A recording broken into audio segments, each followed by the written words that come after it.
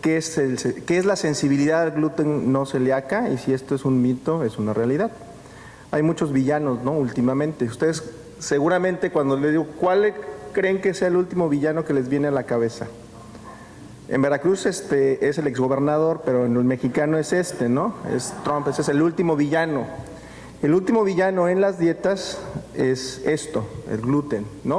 O sea, ustedes seguramente en algún Sanborns o en alguna librería van a encontrar uno de los libros que más se vende, es El cerebro de pan y estas cosas que se han vuelto como muy populares y que lamentablemente más que ayudar han confundido a muchos de los pacientes. Y llevamos mucho tiempo diciendo que la enfermedad celíaca es una enfermedad prevalente en México, no es tan rara, que hay que buscarla y de repente llega esto que parece que tira el trabajo de muchos años en investigación, porque ahora todos los pacientes que se meten a internet o que pasan por un Sanborns se vuelven expertos en enfermedad celíaca y son dos cosas totalmente diferentes.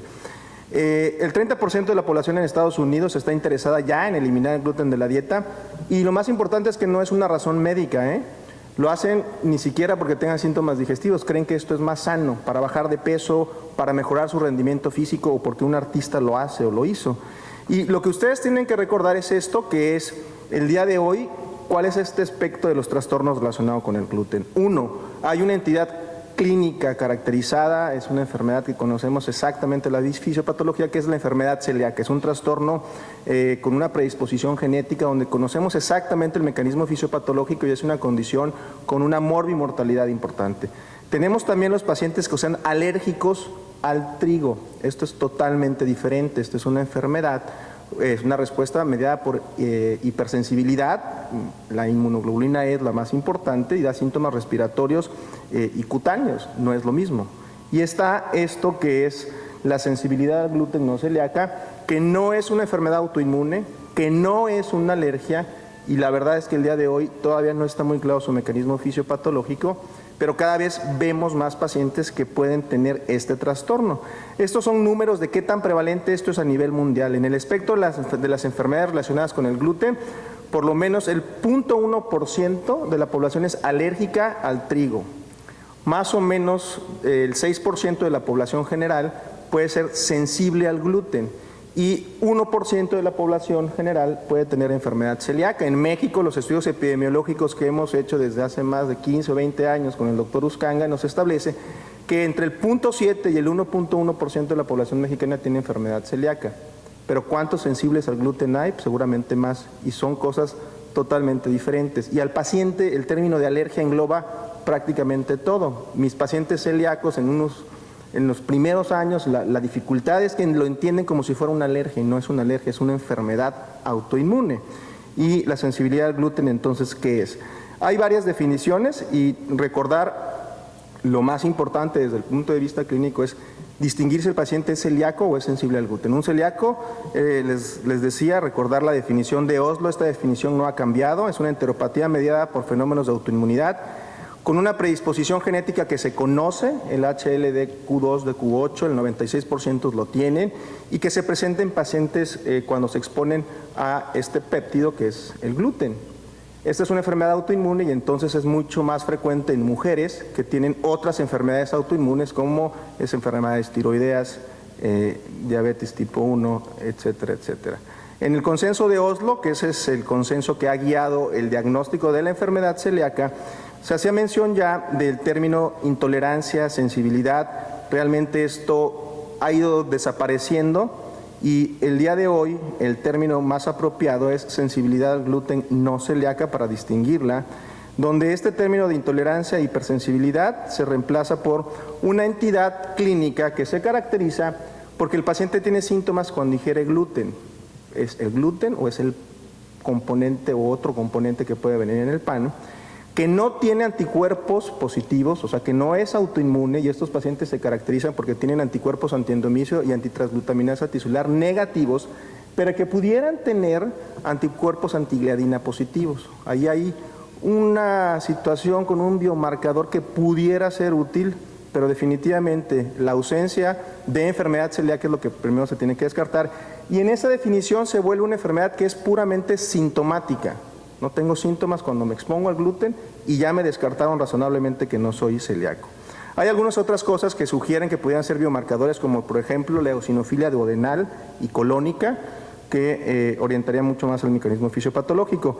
El consenso de Salerno, esta es la definición actual, es un poco compleja, pero se las presento, es un síndrome caracterizado entonces por manifestaciones y síntomas intestinales y extraintestinales. Hay un síntoma que reportan mucho estos sujetos, que es el de la mente nublada, el foggy mind, que le llaman los americanos, que yo no entiendo, pero es uno de los síntomas más frecuentes y pareciera un síntoma relacionado con un efecto nocebo, no placebo, sino nocebo, pero es uno de los síntomas que más frecuentemente se reportan, como una manifestación extraintestinal y la cefalea, y que se presenta en sujetos donde ya hemos descartado enfermedad celíaca, alergia al trigo. No hay biomarcadores al momento, pudiera ser los anticuerpos antigladina, y no está claro, y esto es lo que me parece más importante, en esta satanización del gluten, de las harinas y de este tipo de cereales, es que no está claro si es el gluten. Y les voy a presentar esto para tratar de entender hacia dónde va el estudio de esta entidad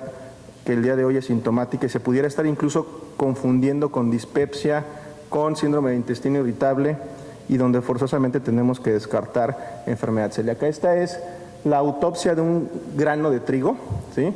Y solamente lo que les quiero mostrar es que el gluten es una proteína, no es la única proteína, representa el 82% del contenido de la estructura proteica de un grano de trigo y está en el endosperma. Pero lo que pudiera ser la parte externa de este grano, donde está el salvado y el germen de trigo, también hay proteínas y hay algunas otras proteínas como inhibidores de amilasa tripsina, o proteínas metabólicas que van en la parte externa y que representan un 15 o un porcentaje menor, y que estas pudieran ser esas proteínas que tuvieran un mecanismo fisiopatológico que generara esos síntomas. Entonces está incluso mal mencionado, no es el gluten probablemente. Y se los muestro porque los estudios más recientes, esta es una caricatura que ejemplifica muy bien la fisiopatología de la enfermedad celíaca, donde hay una predisposición genética, hay un antígeno de histocompatibilidad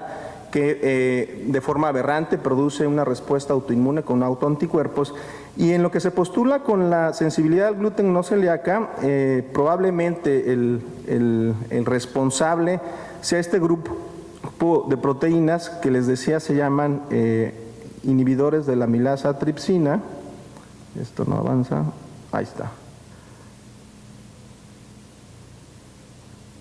Que son enzimas, son varias enzimas, son 17 especies de proteínas, son monómeros, derivadas de las plantas. Estos inhibidores de la amilasa tripsina están normalmente presentes en muchas plantas porque inhiben el crecimiento de parásitos, es importante en el proceso de cultivo de estos granos, y estas proteínas pueden inducir una respuesta de tipo innato, y al parecer lo que puede estar pasando en la fisiopatología es que estas proteínas, los inhibidores de la amilasa tripsina, en pacientes que tienen problemas de permeabilidad intestinal, pudieran entrar en contacto con células que las reconocen, células dendríticas principalmente, con receptores específicos como los TLR4, y esto entonces sí producir una alteración donde algunas citocinas IL-15 y IL-8 pueden estimular eosinófilos y producir una enfermedad con una repercusión sistémica que pudiera explicar no nada más los síntomas digestivos, sino también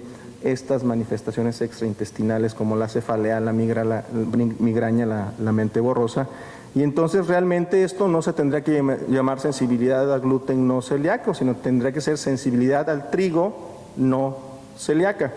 Creo que esto abre el panorama en este nuevo espectro de los trastornos relacionados con el gluten a tener una enfermedad donde deberíamos de incluir si es el gluten, si son las proteínas, si son otros componentes diferentes a las proteínas como algunos de los carbohidratos o de los polisacáridos que están en la parte externa del grano, que pues eso se clasifica como un FODMAP, y si lo como en exceso, se fermenta, produce inflamación, distensión y gases, también me va a dar síntomas y todos mis exámenes van a ser negativos. Y esto que es muy importante, que es el efecto nocebo, el de porque está de moda y sé que esto es muy dañino, si lo quito me voy a mejorar, es el efecto placebo a la inversa. Entonces es una entidad más complicada. Las manifestaciones clínicas, vean, esta es la experiencia italiana en 3 centros. El síntoma más frecuente es el dolor abdominal, seguido por estos síntomas como inespecíficos, la fatiga crónica, la depresión, y en el momento en que lo quito mejoro mi rendimiento. Y aquí lo importante es decirle al paciente, ¿eres celíaco o eres sensible al gluten? Por las implicaciones que puede tener una y otra enfermedad.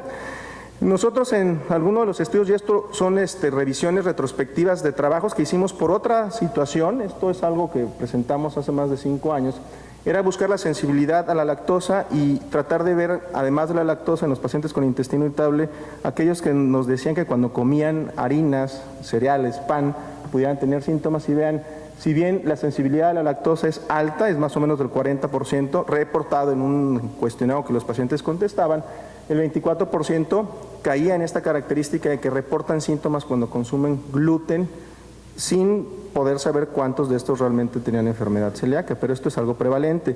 En un estudio en dispepsia no orgánica, en dispepsia funcional, 100 sujetos, tomamos biopsias y nuestro objetivo de este estudio fue buscar enfermedad celíaca, no sensibilidad al gluten no celíaco.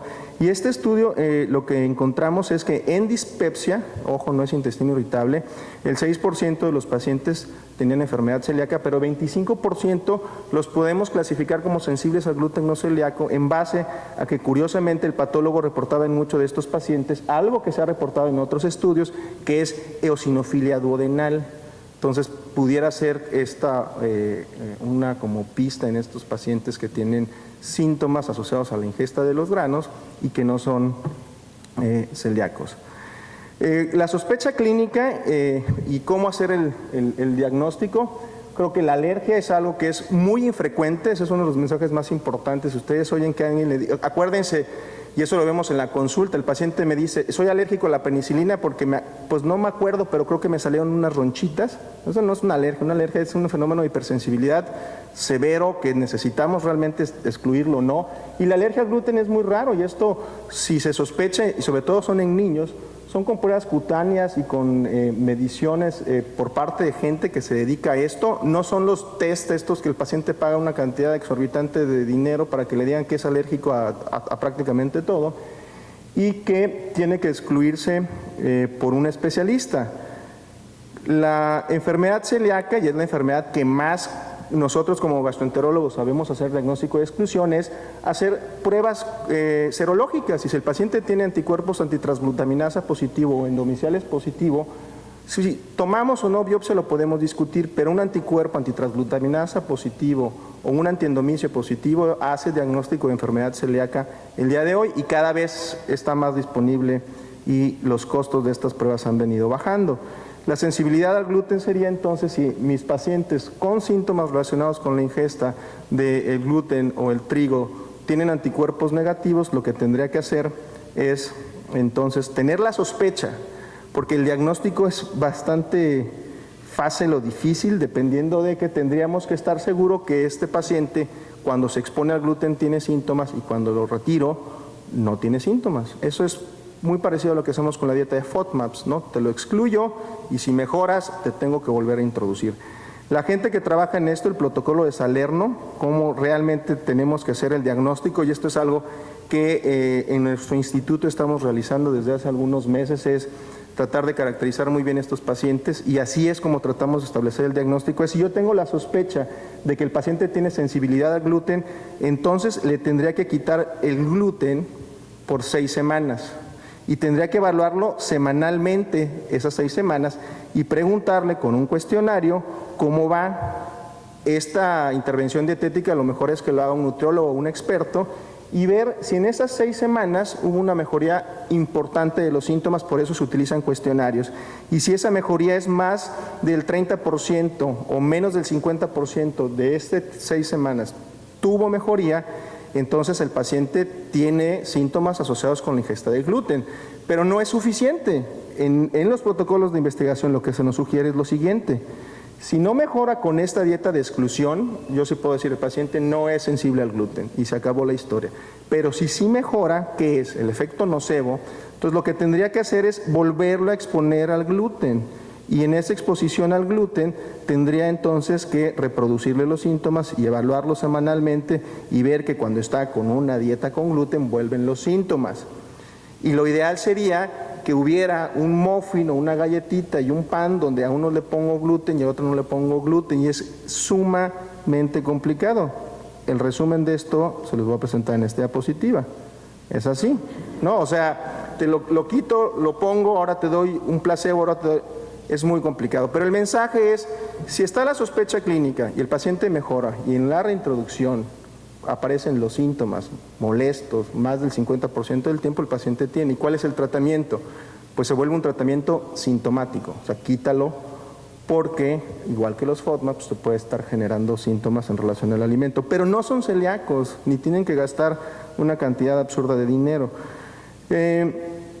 Hablando en la parte de, ¿es realmente el gluten el causante de los síntomas? Y esto es también el análisis de estos estudios de FODMAPs. El grupo que empezó a hacer estos estudios, ellos empezaron a disminuir que el gluten causaba síntomas en pacientes con síndrome de intestino irritable, y ven cómo cuando el paciente se expone al gluten, los pacientes con intestino irritable tienen más síntomas, y cuando están con un placebo, esos síntomas están disminuidos.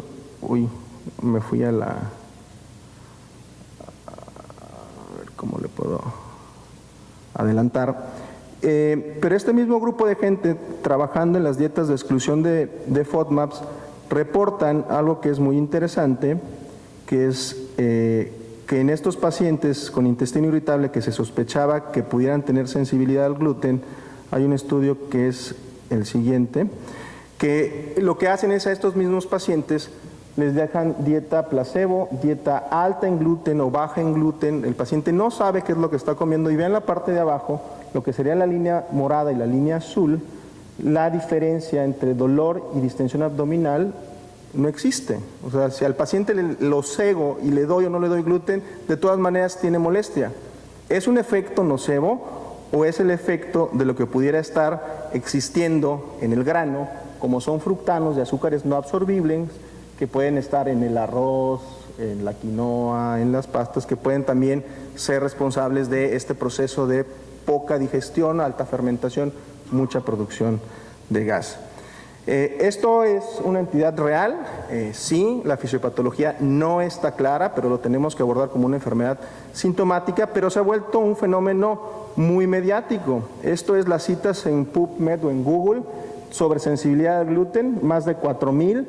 ¿Y cuántas hay de cáncer de colon? Que este es el mes de cáncer del colon, no alcanzan ni 500 citas por sea el parámetro que tome gluten. O sea, esto es algo que vende, porque vende millones de dólares en los Estados Unidos. Y de repente vemos cosas como cualquiera de estas dos chicas dicen que la causa de la anorexia de una de ellas es porque era celíaca, ¿no? O era sensible al gluten. Es más fácil decir, es culpa del alimento a que tenga un trastorno psiquiátrico, ¿no? O de repente la hija de Bill Clinton, porque era la moda, pues su pastel fue gluten free. Cuando les preguntaron quién es celíaco, dijeron, no, pues nadie, pero es lo que está de moda, ¿no? O Novak Djokovic, que él en algún momento pudo haber sido el estandarte de los pacientes celíacos, porque él en su autobiografía dice que cuando se retiró el gluten, su rendimiento físico se incrementó de forma así abrumadora, como lo que es. Y dijeron, ¿eres celíaco? No, pero mi coach me dijo que una dieta con más proteínas era mejor y me quité el gluten y tan. Esto realmente tiene implicaciones de muchos costos. Y vean cómo hace 10 o 15 años lo que más vendía eran las dietas baja en carbohidratos o baja en grasa, y en el mercado americano son 4.2 billones de dólares y se sigue incrementando. ¿Quién realmente necesitamos gastar tanto dinero? Entonces esto es un mito probablemente, el que tanta gente tenga esto que realmente no lo tiene, y es una moda. Muchas gentes dicen que tienen alergias alimentarias y realmente no las tienen. Esto es importante, y esta dieta libre de gluten no es para todos, es muy difícil llevarlas. El costo puede ser 160 a 250% más caro. La textura y el sabor a veces son difíciles. No hay una evidencia que esto sirva para bajar de peso, porque por eso lo está tomando la gente que lo toma.